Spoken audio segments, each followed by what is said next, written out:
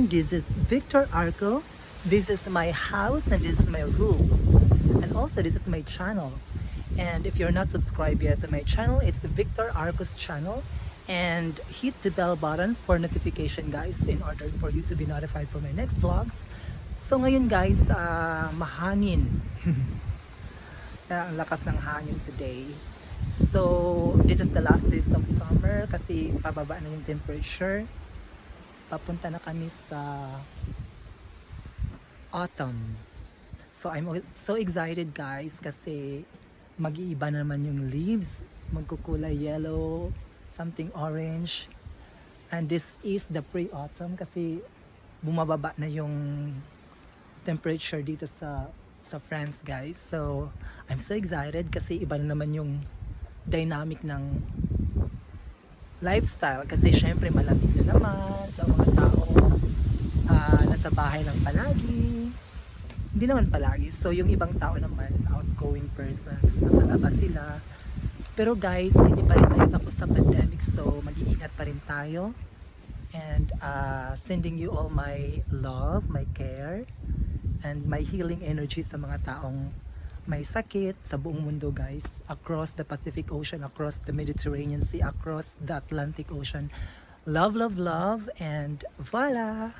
So, ayan guys, nakatira sa 4 seasons globally. Ano ang gusto nyo guys? Winter, summer, spring, or fall?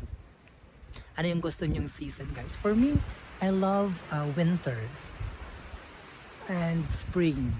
Yan ang favorite seasons ko guys. So how about you guys? Kung ano yung gusto nyo, kindly comment down below in the comment section and express yourself. Bakit gusto nyo yung season na yan? So ayan guys, I'm so happy to share to you the views here. So doon guys, it's that's Mediterranean Sea. Kung makikita nyo lang doon. So I'm surrounded by the beautiful forest kasi dito sa France guys, pinipreserve nila yung forest nila. They love the nature, including of course the animals.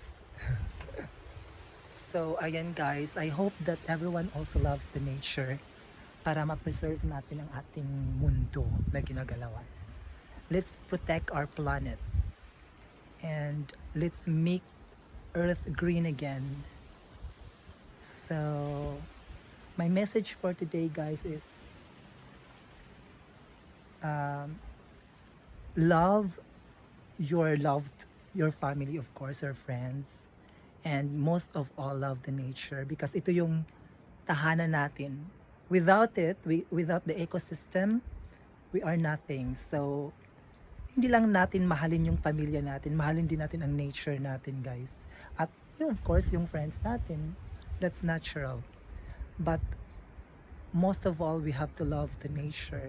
Kung sino man yung mga tao na hindi pa nagmamahal profoundly the nature, please, starting today, prove it.